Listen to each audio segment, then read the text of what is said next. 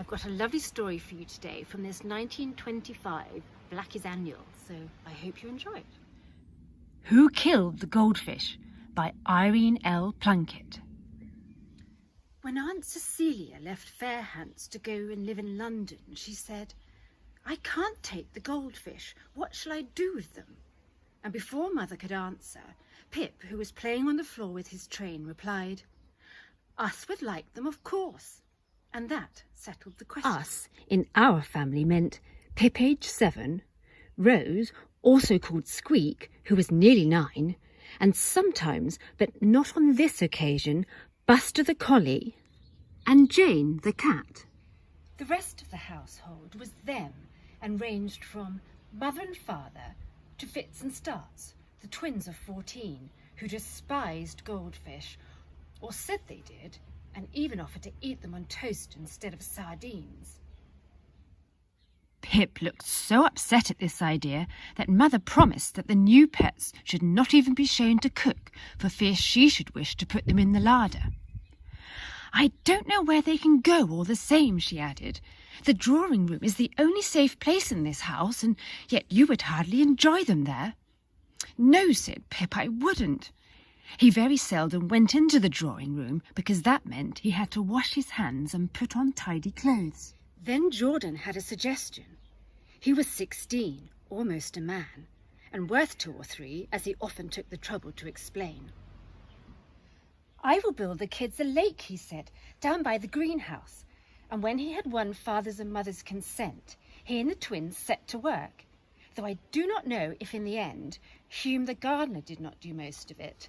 He grumbled that it wasted his time, but all the same, he could no more keep away from that part of the garden than Pip and Squeak, or Buster, who did nothing but bark, and Jane, who sat on the greenhouse roof and stared. It was Hume who thought of an island in the deep end where the fish could shelter, and from there led the lake on a gentle slope up to the shallow end where they could lie in the sun and bask.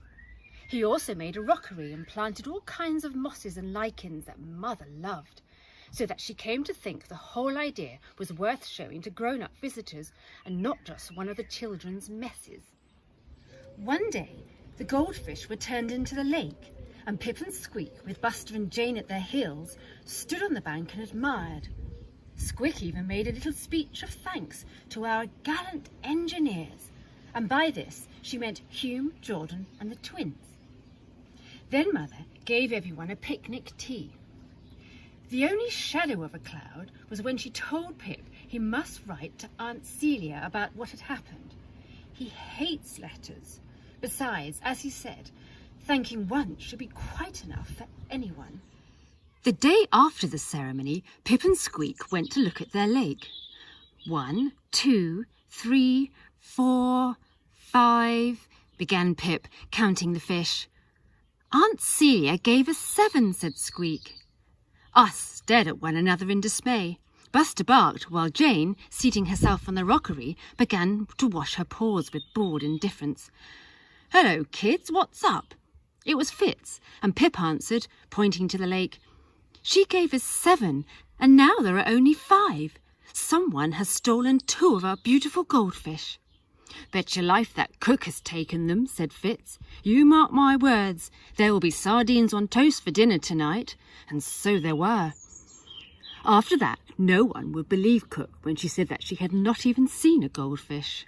Several days passed, wet days during which Pip and Squeak did not play in the garden. But when the sun shone once more, they rushed out into the lake. "I believe another has gone," said Squeak in a tragic voice. And though they stirred the water to its muddiest depths, they could not find more than 4 of the goldfish.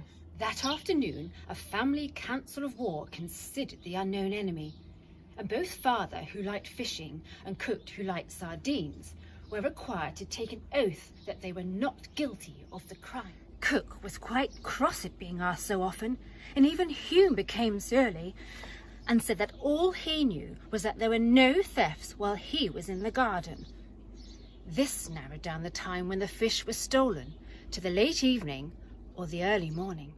"The early morning for choice," said Jordan. "No one would be such an ass as to fish at night."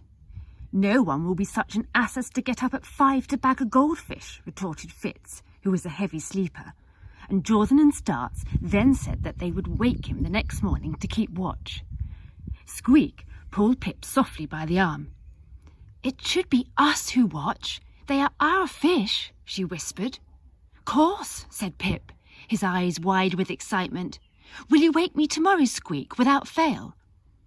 Squeak nodded, but when she kept her promise, he was not so much pleased. "Oh, it's very cold," he whimpered. "I'm sure it's only the middle of the night. Hush!"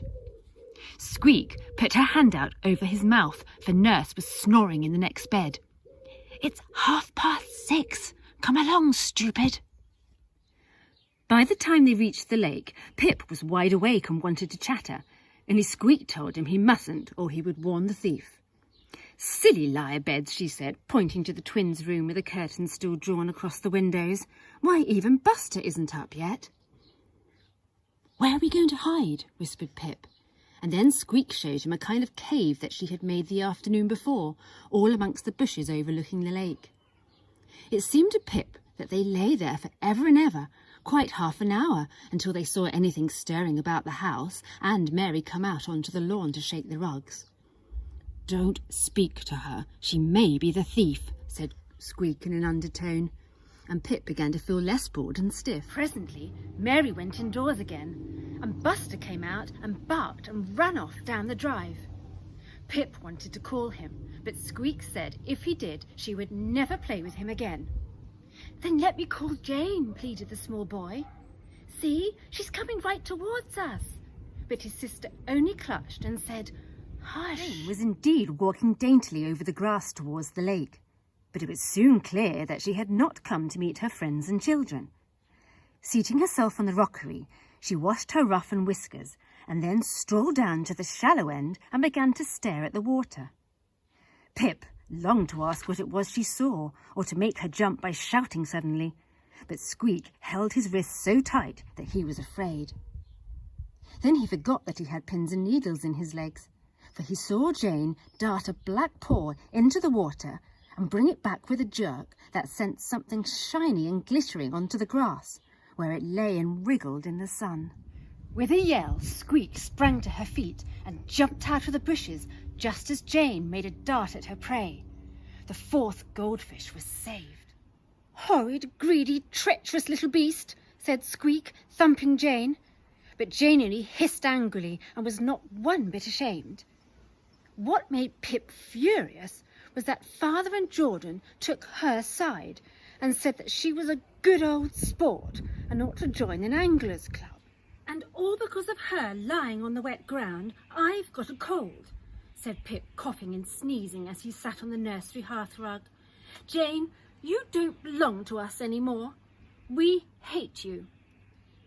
But Jane only rubbed her head against his knees and purred, and when Squeak came up from her lessons, she found them both asleep, curled up together in the big armchair.